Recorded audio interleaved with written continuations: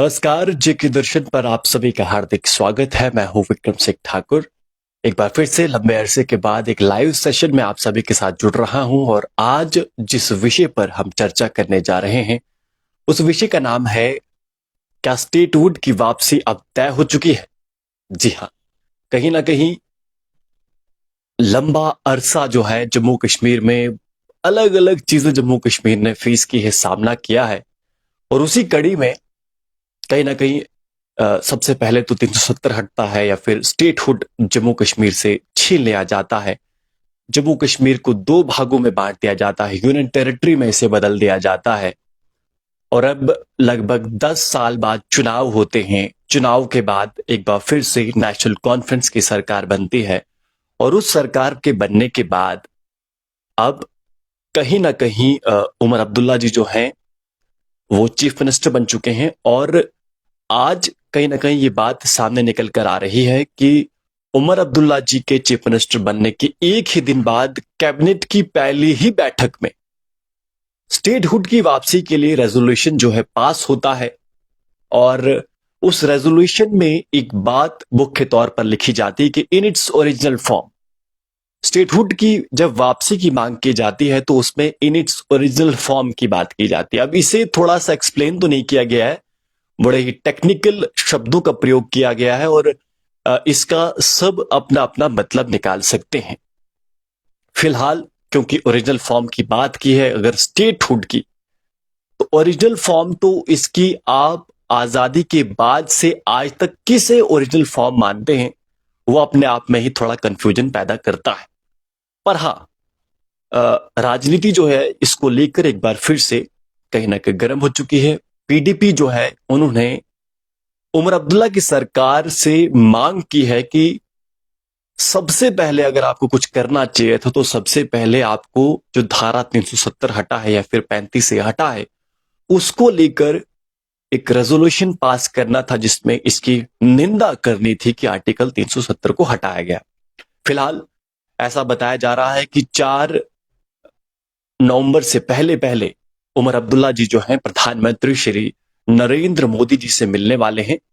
और क्योंकि जो असेंबली का सेशन भी है वो शायद मेरे ख्याल से 4 नवंबर को ही होने वाला है, तो इसको लेकर अब देखना यह होगा कि आखिर क्या कुछ जो है स्टेटहुड को लेकर किस तरह से कौन स्टेटहुड को लेकर वापस आए, क्योंकि क्रेडिट की भी बातचीत है। देखिए, क्रेडिट की भी बात है। एनसी ने सरकार बना दी है तो एनसी गवर्नमेंट अभी ऑफकोर्स ये चाहेगी कि वो मांग करें और उनके मांग करने के बाद स्टेटहुड की जो स्टेटस है वो जम्मू एंड कश्मीर स्टेट को वापस आए। उसके अलावा अगर भाजपा की बात करें तो भाजपा में प्रधानमंत्री श्री नरेंद्र मोदी जी और गृह मंत्री अमित शाह जी ने पहले ही कई बार जम्मू कश्मीर में रैलीज को संबोधित करते हुए पहले ही कहा है कि जम्मू कश्मीर को स्टेटहुड का जो स्टेटस है वो वापस दिया जाएगा।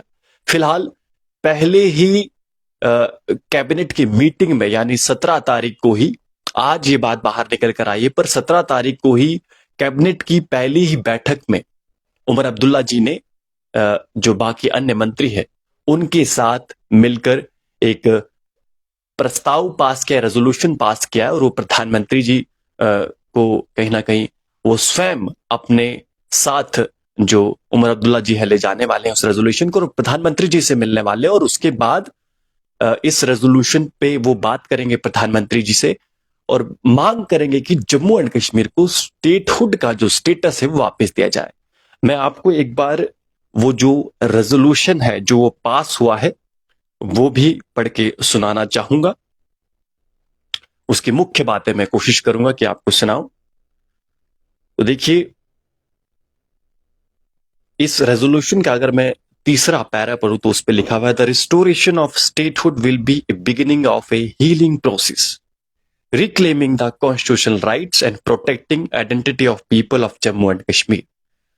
तो इस शब्दों को अगर इस लाइन को अगर आप समझे तो ऐसा कहा जा रहा है कि जो जम्मू एंड कश्मीर की रिस्टोरेशन है ये जो है रिक्लेम करना होगा, या फिर एक बिगिनिंग होगा एक नए हीलिंग प्रोसेस का, जिसकी बात बार बार एक लंबे समय से करते आ रहे हैं जितने भी प्रधानमंत्री आए कि हीलिंग प्रोसेस, हीलिंग टच की आवश्यकता है।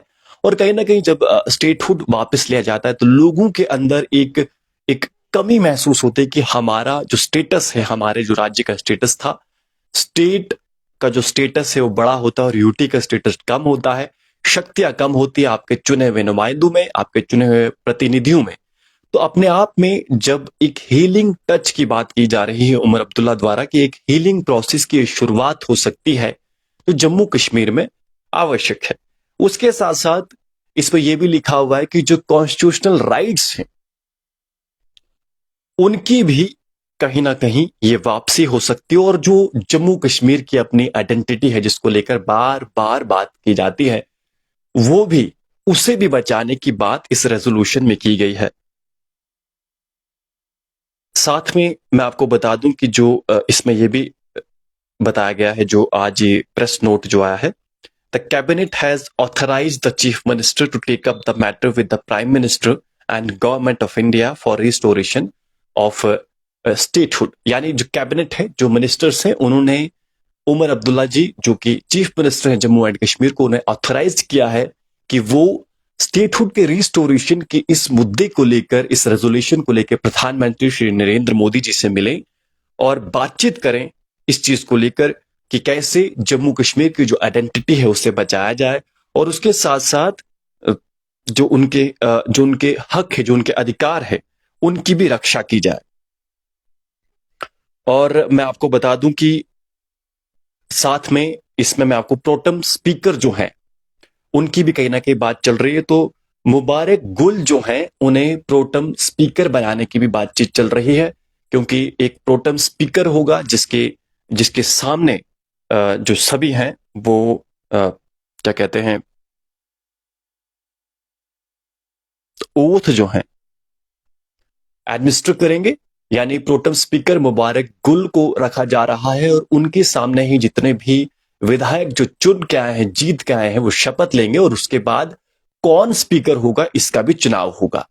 साथ में मैं आपको बता दूं कि कहीं ना कहीं जो अन्य पार्टीज हैं, उमर अब्दुल्ला के इस रेजोल्यूशन को लेकर अपने आप में उन्होंने, पीडीपी पार्टी की अगर बात करें तो उन्होंने कहा है कि सबसे पहले अगर कुछ लाना चाहिए था तो वो आर्टिकल 370 को लेकर एक रेजोल्यूशन पास करना चाहिए था,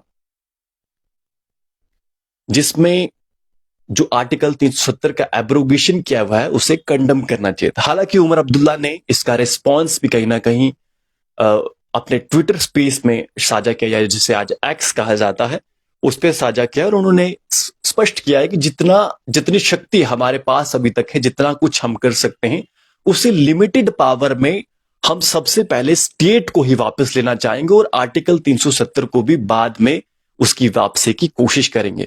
लेकिन हालांकि मैंने जैसा आपको बताया कि इस रेजोल्यूशन में इन इट्स ओरिजिनल फॉर्म की बात की जा रही है स्टेटहुड की, तो अब इसमें आर्टिकल 370 शामिल है या नहीं है। उसके साथ साथ क्योंकि उमर अब्दुल्ला जी ने जैसे ही वो चुनाव जीत के आते तो उसके साथ साथ उन्होंने तुरंत कहा था कि हम जानते हैं कि केंद्र में जो सरकार है उन्होंने ही आर्टिकल 370 को हटाया है, और ऐसे में अगर हम उनसे आशा रखते हैं कि वो हमें स्टेटहुड वापस दें तो अपने आप में ये निरर्थक है। ऐसे होने की संभावना बहुत ज्यादा कम है। तो फिलहाल स्टेटहुड की वापसी को लेकर जम्मू कश्मीर में लगातार कोशिश जो है वो बढ़ती जा रही है। और मैं आपको बता दूं कि कहीं ना कहीं ये जो था बड़ा मुंह था, और ये दिखाता है कि उमर अब्दुल्ला की सरकार इस चीज को लेकर कितना ज्यादा सीरियस है। कहीं ना कहीं कोई भी सरकार अगर बन के आती है तो वो चाहती है कि उसके पास ज्यादा से ज्यादा पावर हो।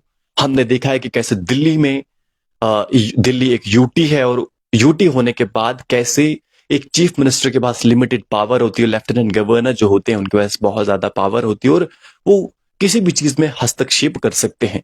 तो अपने आप में अगर जम्मू कश्मीर में जो चुने हुए प्रतिनिधि हैं वो चाहते हैं कि वो अपनी मर्जी से काम ले, तो उसके लिए उन्हें स्टेटहुड का, उनकी यूटी को स्टेटहुड का दर्जा, स्टेटस देना बहुत ज्यादा आवश्यक है।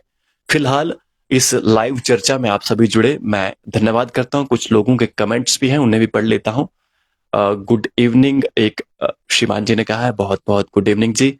उसके साथ साथ एक श्रीमान है, उन्होंने गुड डेवलपमेंट की बात की। तो आपका इस सब पर क्या विचार है? क्या स्टेटहुड कब तक आने वाली है? और क्या लगता है आपको, क्या स्टेट का दर्जा जो है जम्मू कश्मीर को वापस मिल पाएगा? कोई ऐसी आशंका आपको लग रही है या नहीं लग रही है? क्या कुछ इस सारे समीकरणों पर और क्या कुछ इस विषय पर, बढ़ती राजनीति पर आपके विचार हैं? आप कमेंट बॉक्स में हमें जरूर लिखिएगा। मैं आपको पर्सनली बता दूं कि मैं आप सभी के कमेंट्स पढ़ता हूं, मुझे अच्छा लगता है जब आप लोग कमेंट करते हो, और मैं ये भी चाहूंगा कि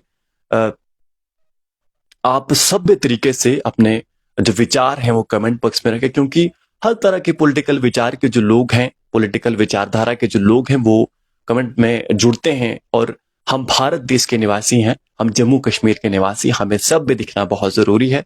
हम अपने समाज का, अपने धर्म का, अपनी जाति का, अपने भाषा का प्रतिनिधित्व करते हैं, और ऐसे में जब हम ऐसा करते हैं तो हमें अपनी भाषा की शैली की मर्यादा जरूर रखनी चाहिए। फिलहाल आप सभी जुड़े, इसके लिए एक बार फिर से बहुत बहुत धन्यवाद।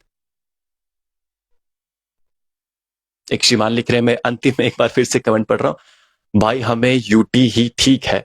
मैं जानना चाहूंगा कि आप थोड़ा सा स्पष्ट करिए कि यूटी आपके लिए क्यों ठीक है, या स्टेटहुड आपको क्यों चाहिए। सारी चीजें आप जरूर कमेंट में लिखिए, ताकि जो ये जो चर्चा है ये एक सही डायरेक्शन में जाए, और अगली बार जब हम किसी लाइव सेशन में जुड़े तो उस पर भी बातचीत करेंगे। फिलहाल आप सभी का बहुत बहुत धन्यवाद।